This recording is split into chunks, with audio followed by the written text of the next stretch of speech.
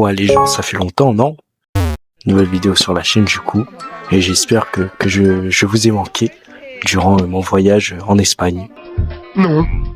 Du coup, comme vous l'aurez compris, grâce à la miniature et le titre de la vidéo, je vais faire un top 7 des animes que j'ai pioché dans ce que je considère comme être des pépites. Bien évidemment, il y en a d'autres, vous me les direz en commentaire, mais sauf que là, je vais faire avec ce que j'ai là.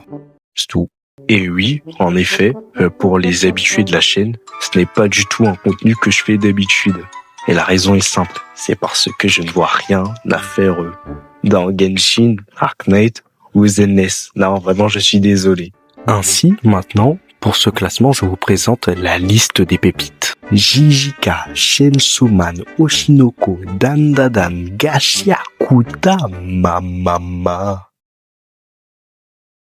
Que des trucs que j'aime, non, c'est une dinguerie. Ça a été très dur pour moi de faire cette tier list, je vous le dis.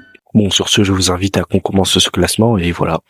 Top 7 de la vidéo, vous l'entendez au son, c'est l'histoire d'un jeune homme qui ne vit que pour les 1, c'est les petits-déj. Je peux entendre Comment ça, mon parler de ref Shensoman.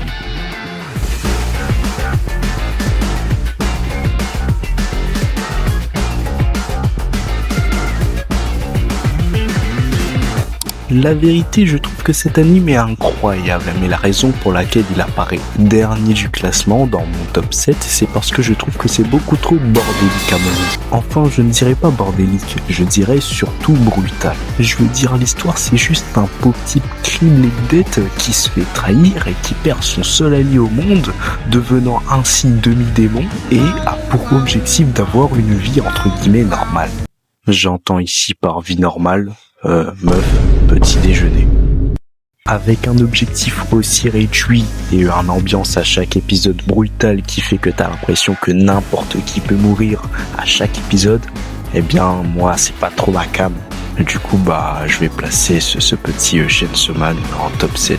Bien évidemment, même s'il est dernier de la liste, il faut prendre en compte que je les considère tous comme des pépites, c'est-à-dire que Shensoman, j'adore. Top 6, Frieren. Du coup, l'histoire, je crois, c'est que elle, c'est une elfe, et avec sa bande, ils ont éradiqué le mal dans le monde, enfin le mal principal en tout cas. Et du coup, là, elle continue sa vie, sa longue vie d'elfe en solo. Enfin, elle rencontre d'autres personnes après, et elle forme un groupe avec eux, mais ses anciens compagnons sont pour la majorité morts.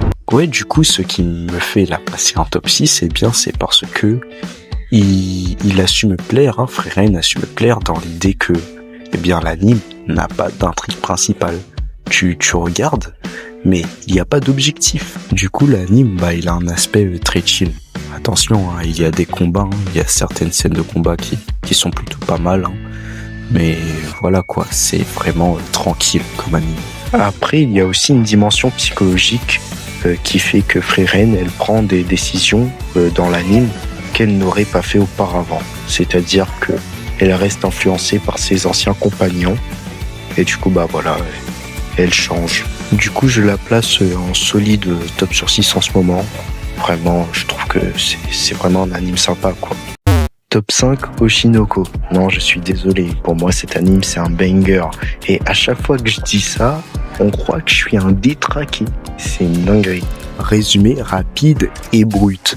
Un mineur, un adulte. Il meurt, ok? Et après, il se réincarne en tant que le bébé d'un idole. L'idole meurt. L'histoire commence. Alors, ce que je peux comprendre dans la perception de me voir comme un détraqué, c'est par le fait que, il y a la mineure qui aime bien l'adulte. Ce qui s'apprête tout simplement à de la... Ouais, vous avez capté. Et en se réincarnant tous deux en tant que fille et fils de l'idole, ça s'y prête à une autre chose qui est tout simplement... Ouais, ça même, vous avez aussi capté ça, bien riche. Or non, c'est pas ça l'anime. L'anime s'y prête plus à une histoire de vengeance. Et je ne peux que vous inviter à regarder pour voir tout simplement ma perception des choses dans tout ça. Du coup, l'anime, il est plutôt bon et l'intrigue m'a accroché de fou. Si vous ne le regardez pas parce qu'on vous a dit que c'est un anime de détraqué, je vous invite fortement à regarder juste le premier épisode et vous serez tout simplement décidé. Top 4, Gashiakuta. Non, celui-là est pas mal, hein, je vous dis la vérité. Alors du coup, l'histoire, c'est un gamin qui s'est fait tuer son seul proche et on l'a accusé. On l'a jeté au fond de ce qu'on appelle la fosse. Et voilà quoi, il a maintenant des désirs de vengeance. Ce que je trouve sympa dans cet anime, eh bien, c'est surtout son univers. Vraiment qui est cool. Par exemple, dans l'univers de Gashiakuta, si tu prends bien soin d'un objet, eh bien, il devient puissant. Comme une arme, quoi. Et aussi, il y a une intrigue juste dans l'univers qui fait que normalement, si tu tombes de la cité céleste, là où vient le personnage principal, eh bien, normalement, t'es censé mourir. Et tu ne peux pas remonter, du moins, facilement. Vraiment, je pense, si vous pensez qu'il y a que Jujutsu Kaisen comme anime d'action qui est bien en ce moment, bah, regardez Gashiakuta. C'était littéralement en cet même esprit que j'ai commencé à regarder et à kiffer. Mention honorable. Non, je suis désolé, je suis obligé de le placer celui-là. C'est l'un de mes animes de cœur. One Punch Man. Bon, je vais faire un résumé, hein, mais j'aurais l'impression de vous insulter tellement le truc il est connu, quoi. Du coup, l'histoire, c'est un type, il s'est entraîné jusqu'à devenir chauve, et maintenant il est tellement fort qu'il tue tout d'un coup. L'intrigue, ce n'est pas en devenant héros, est-ce qu'il va réussir à sauver le monde, mais plutôt est-ce qu'un ennemi sera capable un jour de le mettre dans ses derniers retranchements. Vraiment, dans ce classique, il y a deux choses qui me fait tant kiffer. Déjà, en premier temps, c'est l'aspect comique, hein, l'anime, je le trouve à certains moments drôle, et en deuxième temps, c'est la puissance brute, la puissance, tu as jamais vu ça dans des animes. Cet anime, la saison 1 et la saison 2, je crois que c'est celui que je me suis le plus retapé dans ma vie. Celui-là, je vous assure, s'il n'est pas top 1, c'est seulement parce que je n'arrive pas à percevoir concrètement une vraie profondeur. Bon, vraiment, anime sans prise de tête, je pense que vous le connaissez tous, et je crois que j'ai pas besoin de développer plus que ça. Maintenant, passons au top 3, le Big 3 du moment. D'ailleurs, si vous êtes arrivé jusqu'ici dans la vidéo, je pense que vous devriez peut-être lâcher un petit abonnement, non ? Du coup, si je résume ça, c'est un gars, il a perdu ses boules, et c'est un monde, il y a des extraterrestres et des fantômes. En ce sens, l'intrigue principale sont les boules du mec, bah le gars il veut les retrouver du coup.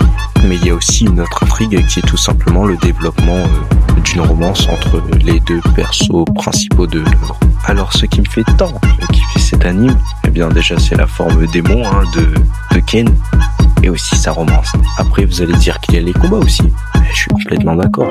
Mais par rapport à ce qui vient après dans ma liste... Non, anime là, je suis désolé, je vais pas faire de résumé, je vais juste dire à quel point j'aime cet anime. Je ne vais pas vous mentir, ce qui me fait kiffer à mort cet anime, c'est les combats. Après, il faut dire que l'animation joue dedans. Si l'animation de Jijika n'était pas comme telle, je suis pas sûr de l'aimer autant que là maintenant. À vrai dire, la saison 1, j'ai pas kiffé. C'est qu'à partir de la saison 2 que l'anime m'a eu. Bon, j'ai dit que je n'allais pas faire de résumé, mais je vais quand même la faire. Du coup, il y a un fléau, c'est le roi des fléaux, il s'appelle Sukuna, et il faut le buter. Bien évidemment, il y a des dimensions qui sont plus profondes en ce qui concerne cet anime, et je ne peux que vous conseiller de regarder si vous ne l'avez pas fait.